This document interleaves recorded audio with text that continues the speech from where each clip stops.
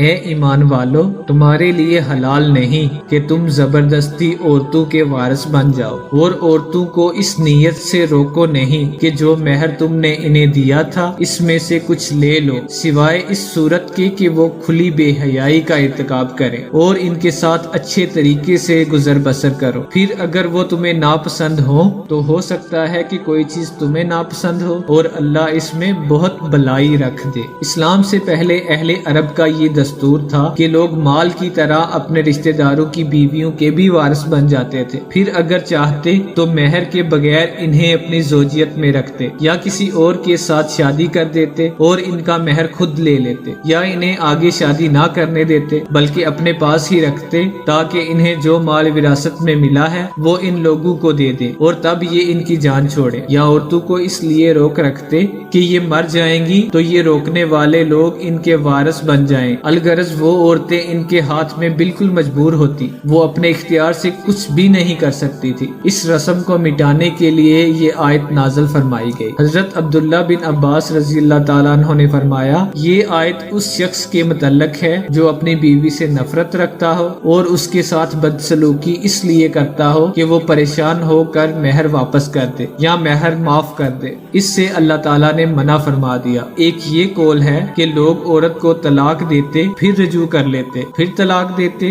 اس طرح عورت کو معلق لٹکا ہوا رکھتے تھے، وہ نہ ان کے پاس آرام پا سکتی نہ دوسری جگہ شادی کر کے گھر بسا سکتی، اس کو منع فرمایا گیا۔ بیویوں پر ظلم و ستم کرنے والے غور کریں، یہاں جو حالات زمانہ جاہلیت کے بیان کیے جا رہے ہیں ان پر غور کریں کہ کیا انہی حالات پر اس وقت ہمارا معاشرہ نہیں چل رہا۔ بیویوں کو تنگ کرنا، جبری طور پر مہر معاف کروانا، ان کے حقوق ادا نہ کرنا، ذہنی اذیتیں دینا، کبھی عورت کو اس کے ماں باپ کے گھر بٹھا دینا اور کبھی اپنے گھر میں رکھ کر بات چیت بند کر دینا، دوسروں کے سامنے ڈانٹ ڈپٹ کرنا، لتاڑنا، جھاڑنا وغیرہ۔ عورت بیچاری شوہر کے پیچھے پیچھے پھر رہی ہوتی ہے اور شوہر صاحب فرعون بنے آگے آگے جا رہے ہوتے ہیں۔ عورت کے گھر والوں سے صراحتاً یا بیوی کے ذریعے نت نئے مطالبے کیے جاتے ہیں، کبھی کچھ دلانے اور کبھی کچھ دلانے کا، الغرض ظلم و ستم کی وہ کون سی صورت ہے جو ہمارے گھروں میں نہیں پائی جا رہی۔ اللہ عز و جل کرے کہ قرآن کی یہ آیتیں ان لوگوں کو سمجھ آ جائیں اور وہ اپنے اس بری روش سے باز آ جائیں۔ نیز ان آیات کی روشنی میں وہ لوگ بھی کچھ غور کریں جو اسلام سے شرمندہ